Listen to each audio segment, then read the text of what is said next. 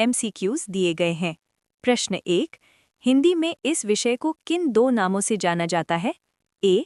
लिंग या gender. B. यौन पहचान और सामाजिक भूमिका। सी. जैविक सेक्स और सामाजिक पहचान। डी. स्त्री पुरुष विभेदीकरण।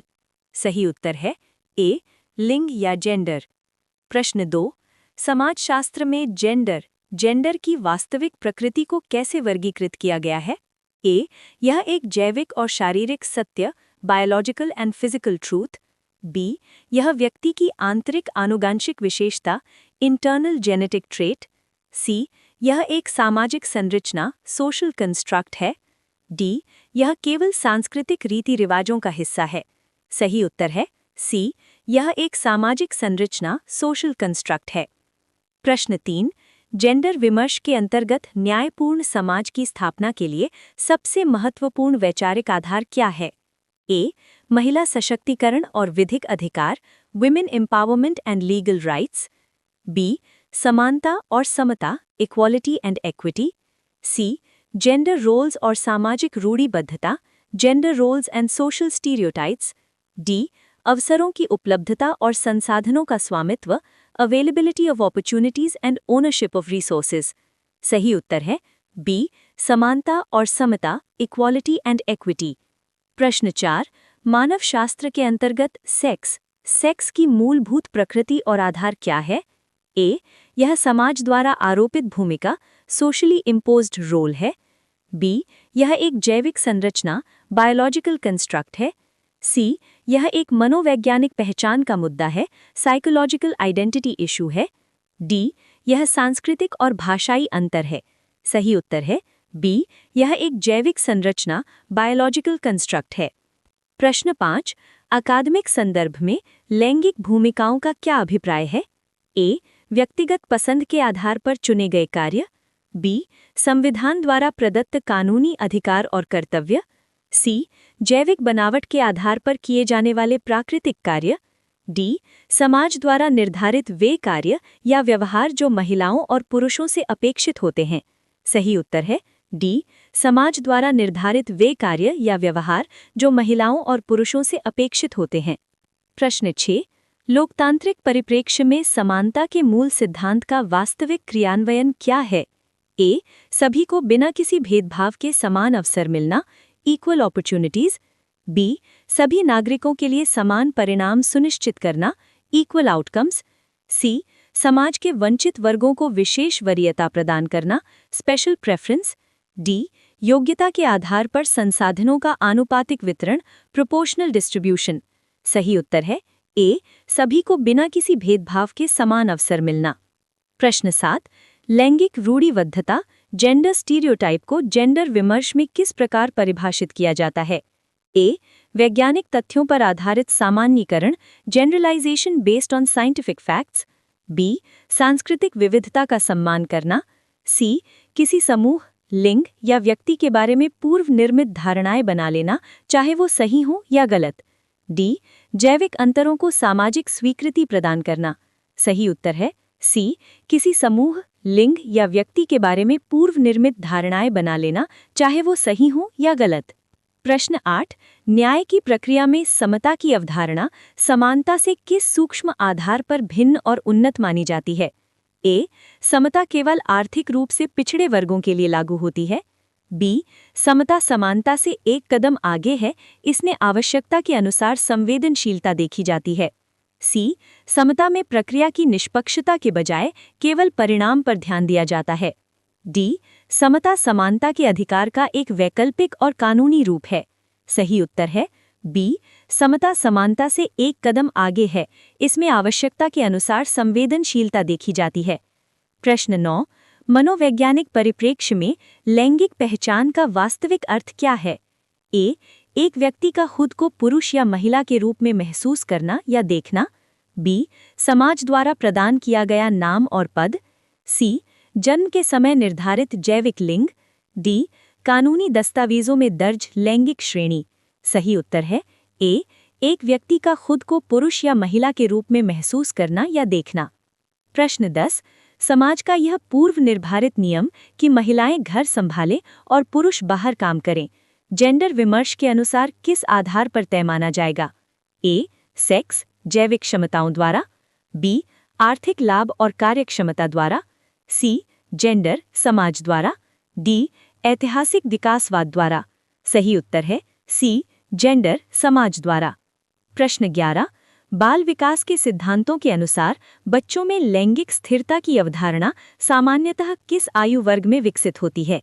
ए. जन्म से 2 वर्ष के बीच। बी. लगभग 4 वर्ष की उम्र में। सी. किशोरावस्था के प्रारंभ में। डी. 7 वर्ष की आयु के पश्चात। सही उत्तर है बी. लगभग 4 वर्ष की उम्र में। प्रश्न 12. यदि एक 6 फीट और 3 फीट के व्यक्ति को मैच देखने के लिए एक बराबर ऊंचाई का स्टूल दिया जाए तो यह क्रिया किस दार्शनिक अवधारणा का सटीक प्रतिनिधित्व करती है? ए. समता, इक्विटी। बी. समानता, इक्वालिटी। सी. सामाजिक न्याय, सोशल जस्टिस। डी. तार्किक वर्गीकरण, रैशनल क्लासिफिकेशन। सही उत्तर है बी. समानता, इक्वालिटी। प्रश्न 13. समाजीकरण की प्रक्रिया में प्रयुक्त कथन लड़के रोते नहीं हैं या मर्द रोते नहीं हैं समाज की किस प्रवृत्ति का उदाहरण है? ए. भावनात्मक सुदृढ़ीकरण की शिक्षा। बी. पुरुषों की शारीरिक श्रेष्ठता का प्रदर्शन। सी. बाल मनोविज्ञान के सिद्धांतों का पालन। डी. लैंगिक रूढ़िबद्धता का। सही उत्तर है डी. लैंगिक रूढ़िबद्धता का। प्रश्न 14. मानव प्रजाति में महिलाओं द्वारा बच्चों को जन्म दे पाने की विशिष्ट क्षमता किस प्रकार के अंतर को स्पष्ट करती है? ए. जेंडर भूमिका। बी. सामाजिक विभेदीकरण। सी.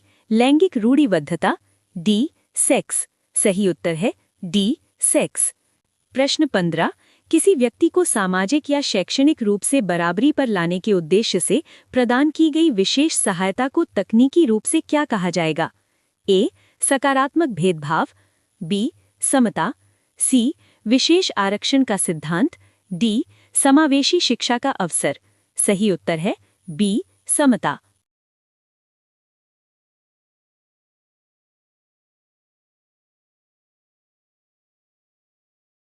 बालक या बालिका के चलने, बैठने या बात करने के विशिष्ट ढंग का निर्धारण करना किसका अभिन्न हिस्सा माना जाता है? ए. शिष्टाचार और नैतिक शिक्षा, etiquette and moral education. B. लैंगिक भूमिकाओं, जेंडर रोल्स और बॉडी लैंग्वेज का। सी. आनुवंशिक व्यवहार और स्वभाव, genetic behaviour and temperament. D. व्यक्तिगत पहचान और अभिव्यक्ति की स्वतंत्रता। सही उत्तर है बी. लैंगिक भूमिकाओं, जेंडर रोल्स और बॉडी लैंग्वेज का। प्रश्न 17. समाज में व्याप्त भेदभाव, इनइक्वालिटी की सघनता को निर्धारित करने में जेंडर के साथ अन्य कौन से महत्वपूर्ण आधार समानांतर रूप से उत्तरदायी होते हैं? ए. केवल शैक्षणिक योग्यता और बुद्धि लब्धि, educational qualification and IQ। B. व्यक्तिगत रुचियां और मनोवैज्ञानिक अभिवृत्ति, personal interests and psychological attitude. C. धार्मिक मान्यताएं और भौगोलिक परिवेश, religious beliefs and geographical context. D. लिंग, सेक्स, जाति, कास्ट, उम्र, एज और सामाजिक आर्थिक स्तर, सोशो इकोनॉमिक स्टेटस। सही उत्तर है डी. लिंग, सेक्स, जाति, कास्ट, उम्र, एज और सामाजिक आर्थिक स्तर। प्रश्न 18.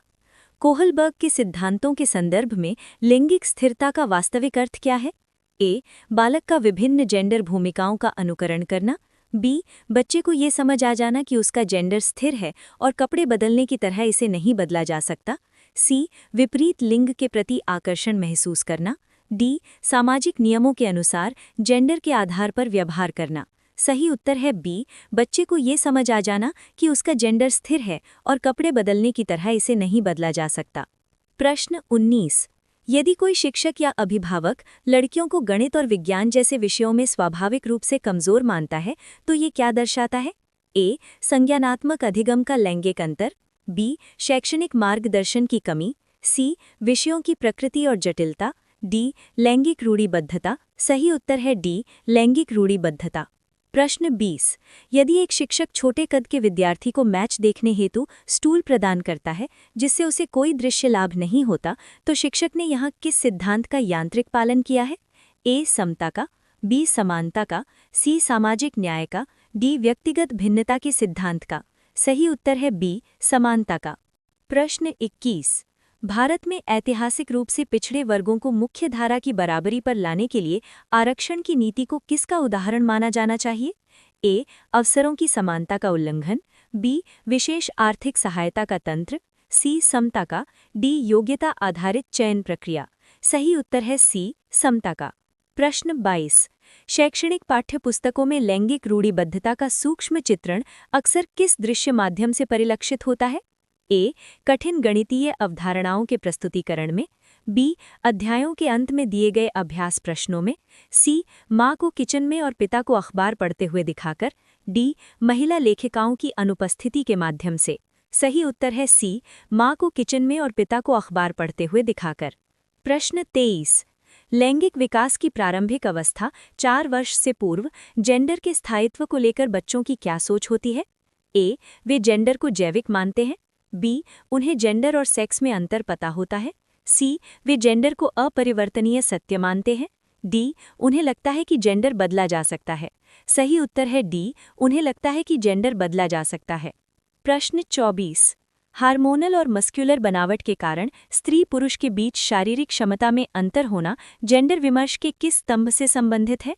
ए. Gender, B. Sex, C. समता, डी. रूढ़िबद्धता। सही उत्तर है बी. सेक्स। प्रश्न 25। जेंडर अध्ययन के अनुसार जेंडर रोल्स, लैंगिक भूमिकाएं, समाज में समानता के लक्ष्य पर क्या प्रभाव डालती हैं? ए. ये कार्य विभाजन के माध्यम से समानता लाती हैं, बी. जेंडर रोल्स अक्सर समानता को खत्म कर देते हैं, सी. ये योग्यता के अनुसार अवसर प्रदान करती हैं, डी. ये समता की स्थापना में सहायक सिद्ध होती हैं।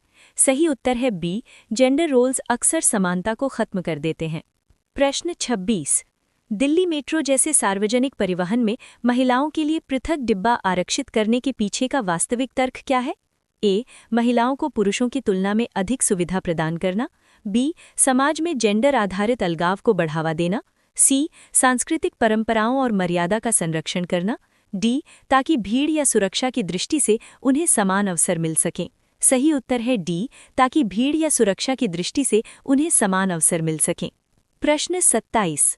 वाहन चलाने के कौशल के संदर्भ में भारतीय समाज में प्रचलित सर्वाधिक रूढ़िबद्ध धारणा क्या है? ए. ये कि ड्राइविंग सिर्फ लड़के अच्छी कर सकते हैं, बी. ड्राइविंग केवल एक तकनीकी कौशल है, सी. महिलाएं सुरक्षित ड्राइविंग करती हैं, डी. यातायात नियमों का पालन जेंडर पर निर्भर करता है। सही उत्तर है ए. ये कि ड्राइविंग सिर्फ लड़के अच्छी कर सकते हैं। प्रश्न 28। समाजशास्त्र में प्रयुक्त वाक्यांश आवश्यकता के अनुसार संवेदनशीलता किस वैचारिक अवधारणा को स्पष्ट रूप से परिभाषित करता है? ए. औपचारिक समानता, बी. विधिक न्याय, सी. Gender neutrality, D. समता। सही उत्तर है डी. समता। प्रश्न 29।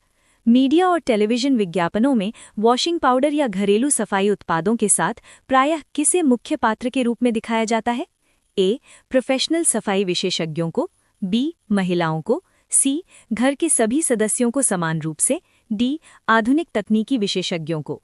सही उत्तर है बी. महिलाओं को। प्रश्न 30।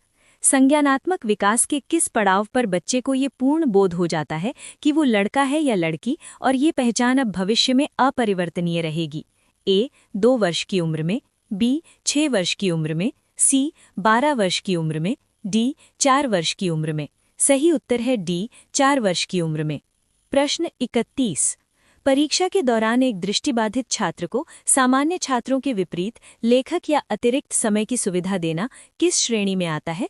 ए. सहानुभूतिपूर्ण व्यवहार, बी. समता का, सी. समानता का, डी. विशेष शिक्षा के नियम। सही उत्तर है बी. समता का। प्रश्न 32।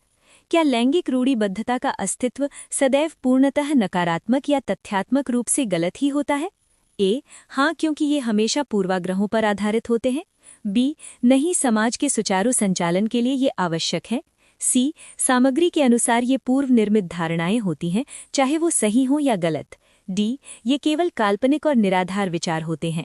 सही उत्तर है सी. सामग्री के अनुसार ये पूर्व निर्मित धारणाएं होती हैं, चाहे वो सही हों या गलत। प्रश्न 33।